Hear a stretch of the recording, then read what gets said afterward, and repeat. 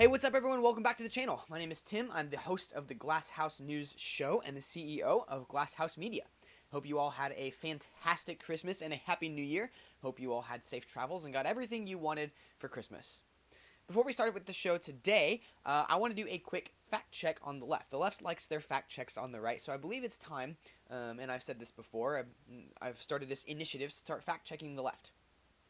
So the left likes to claim that Donald Trump has filed and lost over 60 court cases nationwide in regards to election fraud. Here's why that's wrong in pretty much every regards to the word.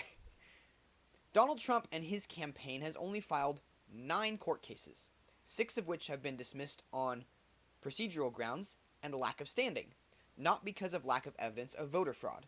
One, actually, he has won, which leaves what happened to the other 2?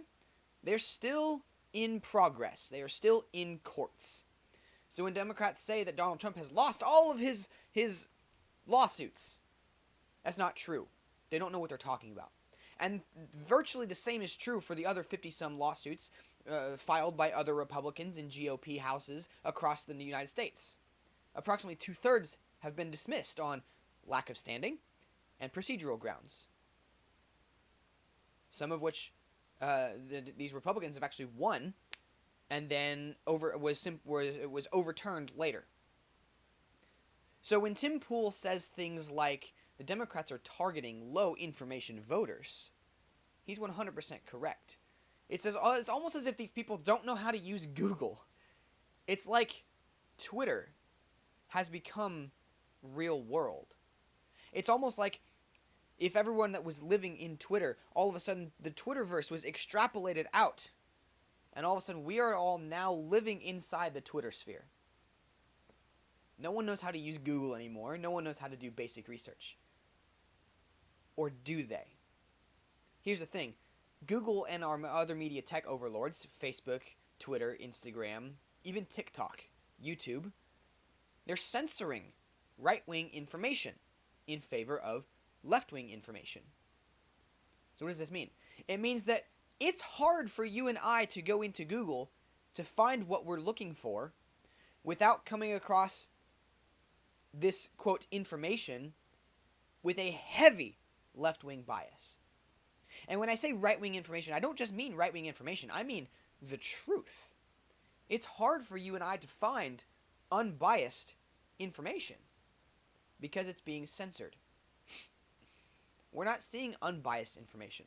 We're seeing left-wing propaganda from places like CNN, MSNBC, CBS, ABC, New York Times, Washington Post, Huffington Post, go on. You can go on and on and on and on about all these left-wing media. Whereas the biggest right-wing media right now is Fox, and even they're starting to fall. You got Newsmax, kind of out there. You've got Daily Wire and Blaze Media. They aren't massive. So how are we to combat the fake news narratives being put out by the monolith that is the left-wing propaganda outlet known as, quote, the media? By subscribing to alternative sources of media like myself here at Glass House News, Tim Pool over at Timcast IRL on YouTube, places like Ben Shapiro at the Daily Wire and all his cohorts, Andrew Klavan, Matt Walsh, and so on and so forth. People at the Blaze Media. I'm not necessarily a Glenn Beck fan, but I do like that he is challenging the mainstream media outlets. He is doing good work. Whether you like him or not, this company he's founded is extremely successful.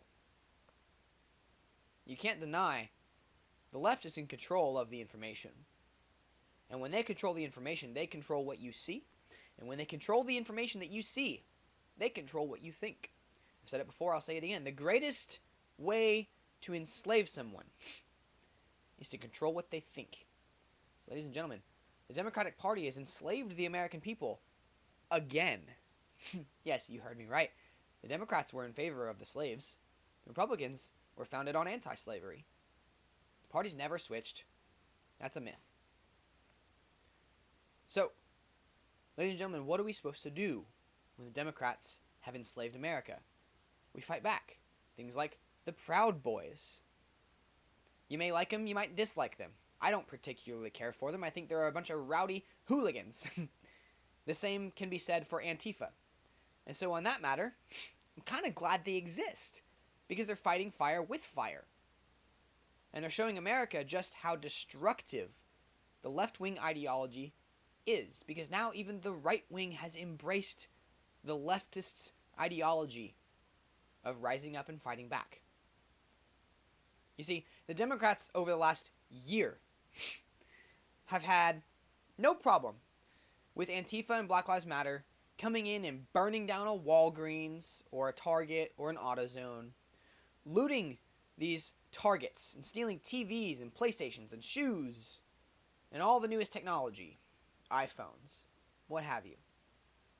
But as soon as Enrique Tarrio, I believe his name, the leader of the Proud Boys, as soon as he tears down and burns a Black Lives Matter flag, arrest him! Are you starting to see the problem here? In New York, rats are eating pigeons. You heard me. Rats are eating pigeons. Squirrels are attacking residents. And teenagers are going out and attacking medical vehicles. This is your Democratic Party, America. So, while this is all happening, oh well, at least we care about you, is their message. We may be running our cities into the ground and turning them into trash heaps, burning piles of feces. But we care about gender equality and the pay gap. Ladies and gentlemen, this is your Democratic Party of America. How can someone vote for someone like Raphael Warnock in Georgia or Jon Ossoff over people like David Perdue and Kelly Loeffler? Right now, with 98% reporting in the Georgia runoff elections, Kelly Loeffler is set to lose by approximately 54,000 votes. And right now, David Perdue is behind Jon Ossoff by about 18,000 votes. So it looks like Democrats are going to win both seats in Georgia. How did we let this happen? If Donald Trump really loses the presidency, the Democrats are going to control all three houses of government. They're going to pack the Supreme Court. They're going to get rid of the filibuster. And they're going to destroy our country. And then blame it on America, blame it on the Republicans once again. And by the time people start to realize, oh no, we voted for the wrong people, it will be too little, too late. Because now, the party you voted for has control. And it should scare you, Republican or Democrat. It should scare you if one party has control over the entire government. Especially a party so unified right now as the Democratic Party. Although maybe I shouldn't be so scared of Democrats, because the number one unifying factor, ironically, the glue that holds the Democratic Party together is Donald J. Trump. And if he is gone, places like CNN and MSNBC, ABC, CBS, they're going to fall. They're going to fall hard. The Democratic Party will fracture into two factions, the Democrats and the Democratic Socialists. Meanwhile, the Republican Party, without the leadership of Trump, will fracture into the generic Republicans like Mitch McConnell and Lindsey Graham. And then you'll get the Trump Republicans, the Patriot Party, as many on places like TikTok are calling it. The Patriot Party, the party of Donald Trump, which might possibly become the largest party. Well, now we've got 4 parties in America. And you think Republicans are going to side with any of the Democrats? I don't think so. We haven't forgotten the last 8 years, 10 years of the Democrats hating on and just crapping on Republicans and other right-wingers, saying things like, you're a bigot, you're a homophobe, you're a racist. just because we point out things like black people are killing black people at higher rates than white cops are killing black people. So it would seem to me the best use of your time would to be prevent your own people from killing you. And now I'm a racist. All because I said black people kill black people more than white people kill white people. We haven't forgotten the last 10 years. The Republican Party, after the next 2-4 years, is going to come back strong. So Democrats, this is a warning. Stop while you're ahead. Because if you keep going down this path, not only will you destroy yourselves, you'll destroy whatever remnants of glue that's holding our country left. The remnants of glue that's holding our country together, you're going to destroy it. I left for Christmas break. The last 2 weeks I haven't been here. I've been traveling a lot, been spending time with family and Christmas and all that other fun stuff. It was awesome. Before I left, I said, please don't burn down the country while I'm gone, and even if you do, I'll be here to cover it. Well, you didn't listen, and you blew up a car bomb in Nashville, Tennessee. Things like this are going to get worse by tamping up the pressure, by turning up the pressure, and saying things like Republicans hate black people. Republicans hate poor people. Meanwhile, the very legislature that the Democrats are offering up is just segregationist legislature, rebranded as wokeness. The Democrats don't care about you. The Democrats don't care about me. The Democrats care about their power. Like AOC, she made it. She is the epitome of the American dream. She grew up lower middle class, and all of a sudden she spent most of her life working as a bartender, most of her adult life working her way through college as a bartender. All of a sudden she becomes a politician, and she's a rock star. She's super famous. You think she's going to give that up? No.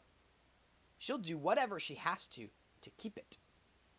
She has become part of the Democratic and federal government establishment. She came in as an outsider, ready to shake things up. And then over the last 2 years, has sunk into the mud. Like the scene from a Never-Ending Story. When the horse sinks into the swamp. She just became another piece of the murky swamp that is the establishment. So, ladies and gentlemen, it's time to rise up and vote for people like Kelly Loeffler and David Perdue, people who are not part of the establishment, because when you do, then you break it up, and then you actually start to see legislature for the people. Mitch McConnell over the break knocked down this amendment to the COVID relief bill. Donald Trump said, I want $2,000 checks for the American people, and I want you to get rid of all of this excess spending. Well, AOC authored a 2-page amendment, just to increase the bill to $2,000 per person. Mitch McConnell shot it down. Well, as much as I hate the guy, kind of agree with him. We don't need to be spending excess money. I don't think the federal government should be involved in giving money to anyone. I think it should be handled on a state-by-state basis. Missouri, Oklahoma, and Texas should not be footing the bill for California, because that is now incentive for them to mishandle funds. Speaking of California, they're trying to get rid of Gavin Newsom right now. They are very close to the needed signatures to do a recount and try and remove him from office. Californians hate him. California and New York, they need people to run on the Democratic ticket who are actually conservatives, because Democrats are running their states into the ground. All right, looks like that's time. Like I said at the beginning of the video, please like and share this video. It's the only way to combat the fake news narratives. See you tomorrow.